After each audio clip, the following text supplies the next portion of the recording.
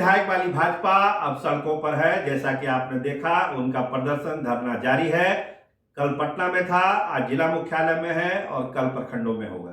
तो भाजपा पूरी तरह से एग्रेसिव मूड में है, विपक्ष की भूमिका में है। लेकिन सदन में ये भूमिका कैसे निभाई जाएगी, इस पर भी मंथन शुरू हो गया है कि आखिर कौन होगा सदन में, दोनों सदन में भाजपा का नेता। विधानसभा में कौन होंगे नेता प्रतिपक्ष और विधान परिषद में कौन होगा।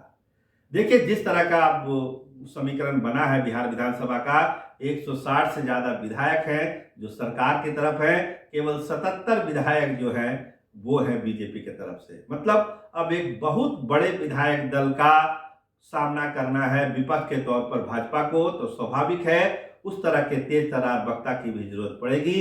इसीलिए भाजपा के थिंक टैंक ये मंथन कर रहे हैं, क्या ये जिम्मेदारी तारकिशोर प्रसाद के कंधों पर दी जाए या फिर कोई नया चेहरा दिया जाए। देखिए, दो तरह की धाराएं बीजेपी में चल रही है।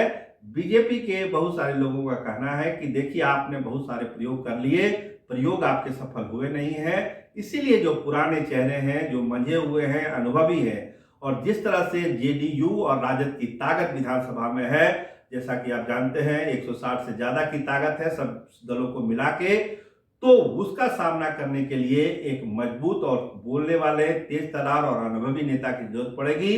तो उस नेता के तौर पर दो नाम उभर के आ रहे हैं। जो बड़ा नाम है वो नंदकिशोर यादव का है, प्रेम कुमार की भी नाम की चर्चा है, लेकिन ज्यादातर लोग नंदकिशोर यादव को दोबारा मेन स्ट्रीम में लाने की बात कर रहे हैं कि अगर सदन में मुकाबला करना है तेजस्वी यादव और नीतीश कुमार का, तो नंदकिशोर यादव को आगे किया जाए, उनको नेता प्रतिपक्ष बनाया जाए, तभी आप सामना कर सकते हैं इतने बड़े बहुमत का। तारकिशोर प्रसाद के भरोसे अगर छोड़ा जाएगा तो फिर भाजपा काफी नीचे जाएगी और लगेगा कि ये संतुलन काफी कमजोर है, काफी बिखरा हुआ संतुलन है। तो चर्चा चल रही है कि नंदकिशोर यादव या प्रेम कुमार को ये जिम्मेदारी दी जाए। तारकिशोर प्रसाद के पक्ष में भी बहुत सारे लोग हैं कि आपने जो प्रयोग किया उसको और मौका दीजिए, समय दीजिए। लेकिन जिस तरह से भाजपा सरेंडर हुई है, भाजपा की बेइज्जती हुई है, और ये कहिए कि आम सहानुभूति भी जो भाजपा बटोरने की कोशिश कर रही है कि उनके साथ धोखा हुआ है, जनादेश के साथ धोखा हुआ है, इसको भी जनता बहुत पॉजिटिवली नहीं ले रही है। जनता ये सोच रही है कि चलिए, एक सरकार गई, एक सरकार आ गई, बहुत कुछ बदला नहीं बिहार में। तो भाजपा वो विक्टिम कार्ड भी नहीं खेल पा रही है, इसलिए वो चाहती है कि सदन में एकदम बराबरी का मुकाबला हो, और जब कोई बात विवाद हो, कोई मुद्दा उठाने की बात हो, तो ऐसा ना लगे कि भाजपा दबे जुबान से चीजों को उठा रही है। एक एग्रेसिव तरीके से चीजों को उठाने के लिए नाम चलाया जा रहा है नंदकिशोर यादव और प्रेम कुमार का भी। नंदकिशोर यादव का नाम ज्यादा चर्चा में है। अगर तारकिशोर प्रसाद की बात की जाए तो कुछ लोग उनके भी पक्ष में है। अंतिम फैसला आप जान रहे हैं कि दिल्ली के स्तर पर भाजपा में होता है, लेकिन नामों की चर्चा शुरू हो गई। इसी तरह की चर्चा विधान परिषद को लेकर है कि वहां किसको बनाया जाए। तो वहां दो बड़े चेहरे एकदम सामने सामने बराबरी के हैं, किसको मौका देता है नेतृत्व ये देखना पड़ेगा।